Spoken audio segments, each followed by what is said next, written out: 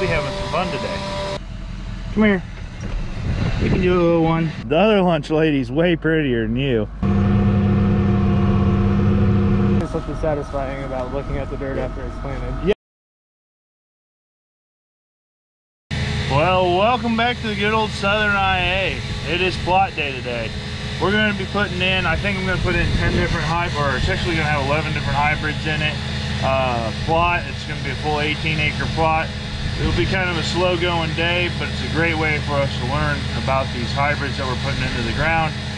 First thing I got to do here this morning is, though, I'm actually going to go plant about 16 acres. My dad's vertical tilling it right now, and then he's going to vertical till the plot.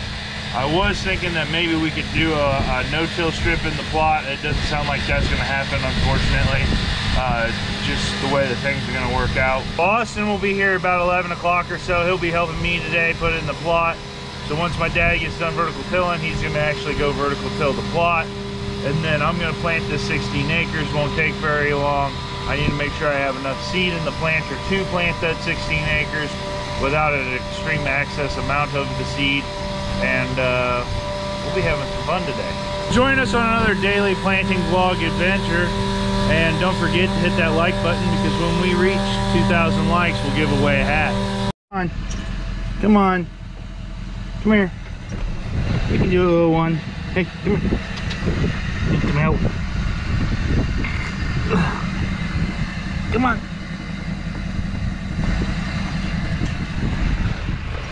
Giggity giggity. Let's go plant.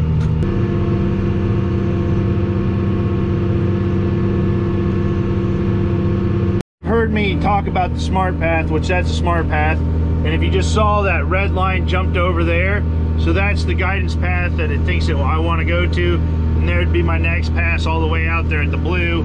The smart path works really good for your headlands and end-rows and things of that nature.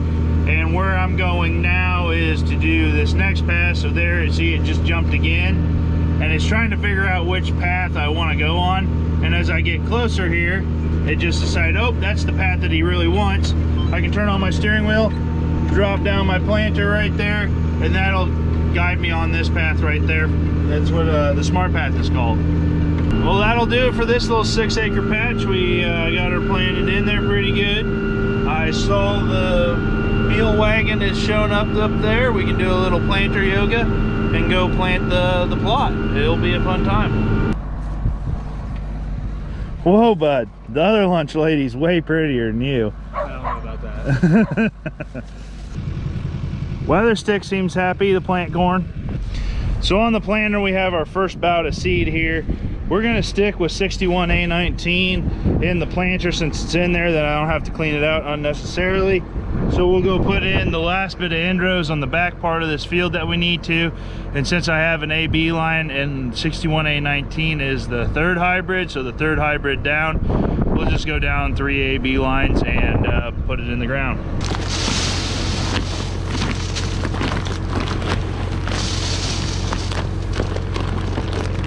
So this was actually the first farm that we planted here, and if we remember back when we started planting corn, you knew that I left this plot area up here. It's a good piece of dirt up here on the flat, and I struck the AB line earlier in the year to measure out the plot essentially to what is the north of this field. Since this is WAS signal, so it's a free signal and it's not like super accurate, it works great for if you're just planting pass to pass to pass. But repeatability, so if I like come back in here, it sometimes can drift a little bit.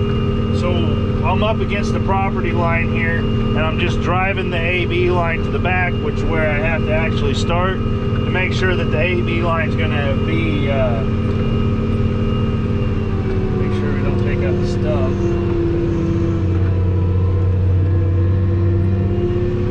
It's efficient for us, you know, and then we can plant in the end rows on the back end of this plot.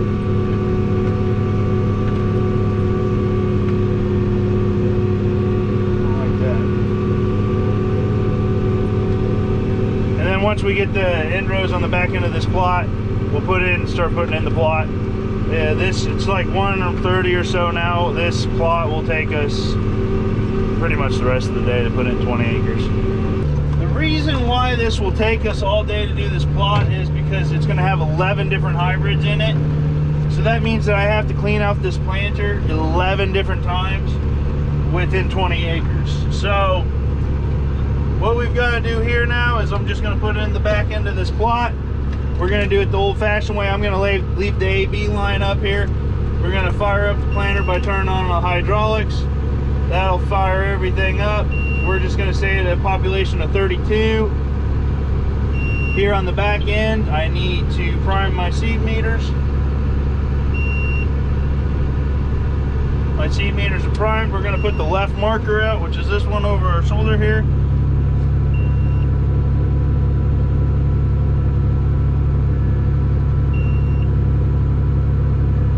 We're going to put her in a low gear. We're in 9 right now. We're going to go in 5. And then you'll see up here in a little ways away from us, essentially, is where I planted to. So I'm just planting to right there. And it'll shut it off once we get there. Up the noise.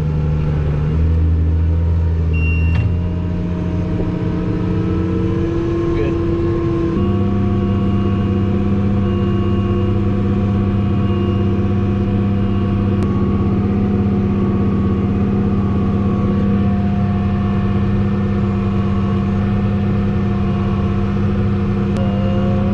Deep ballast on shutting off. Bingo. Planter's off. Planter's up. Pull up my marker. Flip this around here. There we go. Okay, so now if you look at it, so that's past 0 right there, and this black line is past 0, and now it's the one lit is highlighted in red is past 1L, which means to the left of that 0 line. So that's my AB line. And so if we look here on our sheet, yeah, if we look here on the sheet, 58.9 A20 is past 0, basically. Past 2 is 60 A20. Past 3 is 61 A19 VT2, which is what we have on. So really past 3, 1, 2, 3, we want to be on 2L to the side, and then we head back towards the front with our first hybrid put into the plot for the day. Here's where the information part of this plot really comes into play. I got to go to my product, and I'm going to have to input a hybrid every single time. And what we're going to do here is add a new product on every time, unfortunately, so it takes a little bit to do this. Unless I pre-input it in versus through the computer and use this USB drive. I could do that too, but we're just going to do it this way. 61 A19 VT2, and let's see, this is going to be my left side of the planter, and we're doing 32,000 on one side. So there we go. And so that's basically going to be 32,000 on that side of the planter. So then we do exactly the same thing again here by adding another product. It's caps lock 61A19 VT2, and we're going to do 35K on the other one. And it's champion. So there we go. So now that I can control each side of the planter with this 24-row planter, the hydraulic drives, I can control each one of them independently. So up here you can see how it says 61A19 VT2 at 32K. Right here, target rate 1 and target rate 2. Target rate 1 is already set at 32,000. So then my other side of the planter is, we'll do target rate 1. And then if I hit the up arrow, it goes up by 500. And so we're going to go to 35,000. So the target rate on that side of the planter is now 35,000. And instead of having to like compute that when I go to harvest and everything like that, when the readout report comes along, it will just think that 61A19, which is the same hybrid, but it will categorize it as a different hybrid because I put the 35K after it, and then it'll just on the report be really easy for us to see what hybrid at what population did the best. So the other thing that's interesting about this is is that 35,000 is kind of the top end of where we want to plant our plants at for population wise on our good dirt down around here. And 32 is kind of the average. So if we harvest this here and say, for easy numbers, this one does 200 bushels to the acre, and the next one does, and this does 220 bushels to the acre, we can kind of assume in a little bit of a way that by writing the prescription on the better soil types, we picked up 20 bushels to the acre. So, versus just a flat rate. Let's go plant it. Right now, this is mapping the population of the hybrid. So you can tell one side is lighter green and the other side is darker green. That's how I know that, like, that's the 35,000 side, that's the 32,000 side. To the other end, then we just sit here for a little bit. So what we're gonna do now is take all the hybrid, which is 61A19, out of these bulk fills and put it in with the next hybrid, which is 59A20.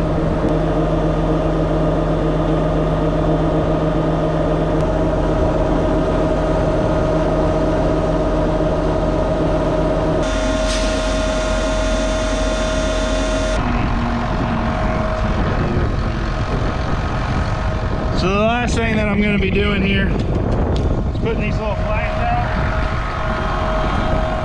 Later on in the year, I'll be putting actual, like, field signs out here with the population on them.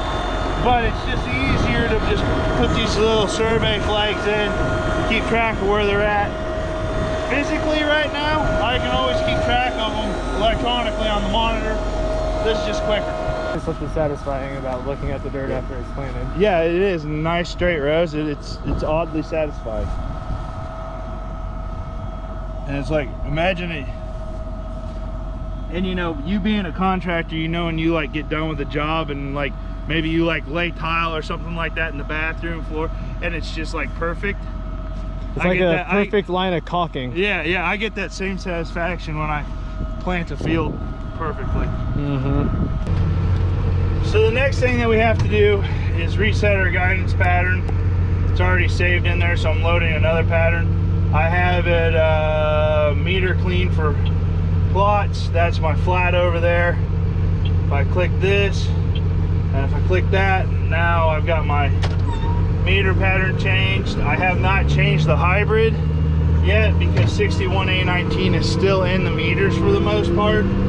I locked the population in on 34,000, but we're gonna go plant about 500 feet or so to clean out the meters. And then once I think the meters are cleaned out, we will go plant this next hybrid. Because unfortunately on these Kinseys, there's real no good quick way of cleaning out the meters. There's not. You can dump them all out, but then you're doing that on 24 rows.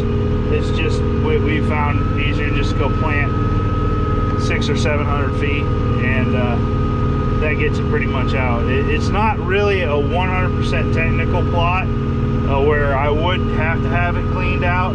It's pretty much a show, and if there's a few seeds of the other one, it's not going to affect the whole data set too drastically, I guess I could say.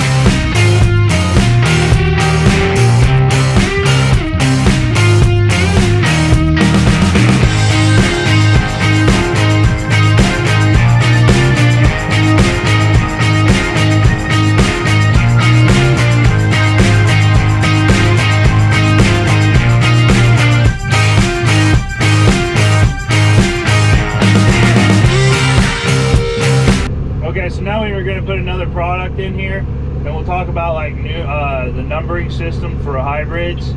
So for Champion here, they number their hybrids by, we'll show you here. So they add 50 to the first number.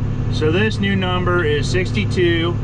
A is just a placeholder. So if there's like another hybrid that's a 62, and then the same year they put like a B there, so A is just a placeholder. So this is 21. 21 means the year that is available for production, so, or purchase. So this hybrid isn't even available for purchase. So we are just getting a sneak peek at it this year to see how it's going to go. Then it's a VT2 corn, which is the trait package that it has. And then I'm just adding in a 35K for the population, so to keep track of that.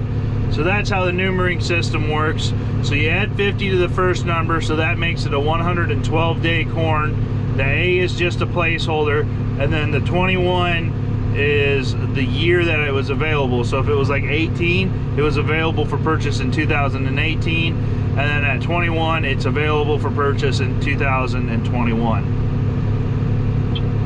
So what do you think of this plot putting in business? It's a lot slower. Yeah, it's a lot slower production. Kind of a messy job too, isn't it? Yeah. Especially when the graphite is full. Yeah, that graphite just goes. So we did it. We got it in there. It took, I don't know what time is it now. 7:47. So it took a good bit of time to get that in here today. You can look here at this map. You can see the darker green, lighter green strips in there where the population was 32 and 35. There is one that I did where the new hybrid was in there, so I had two hybrids running at 35. You can tell that with this darker strip right there. If I click this here, we can go back up to what it's mapping here. We can go to just planting rate to the colors. There you go. You can tell all of the different colors here. So all in all, there was in total 19 different strips of data that we're going to be able to collect information off of. We can watch emergence, we can watch plant health, we can obviously see yield at the end of the year. Gives us a good chance to learn about these hybrids more and more. So something that you guys will be able to see if you guys want to see throughout the year. And I enjoy doing these, but they do take a good bit of time. So sounds like we've got some dinner coming for us here today. We're gonna clean this up, put a couple last flags in there. But thank you guys again for hanging out with us down here in southern Iowa. We're getting closer and closer to being done with corn, and we're not too far away from beans. Still got to plant that bean plot too. So we'll see you tomorrow.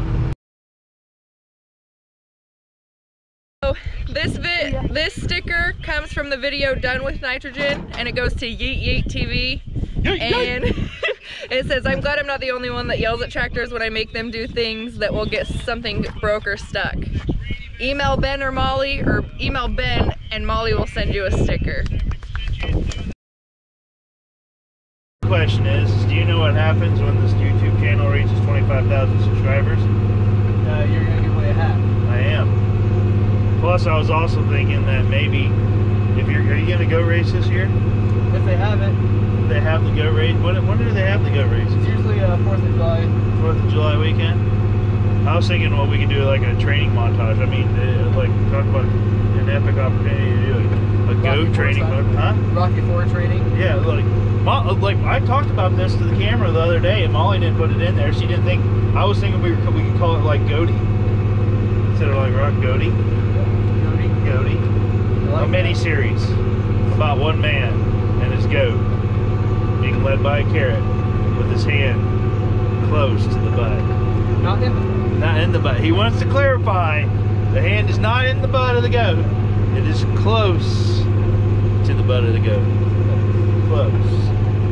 Yeah, if they have it this year, we'll definitely do it. Yeah. I gotta find out. We'll montage it. Training montage. This will be the year I get last. Yeah. You are getting a little older there. Yeah, you know, some people say it's older. I just call it to keep any more experience. you know, if you were a professional, your contract terms would be shorter. You'd be looking at like 2 years, 3-year contracts, you know. Not 1-year contract deals, but you're still probably a 2 or 3 year contract deal. Heavily incentive.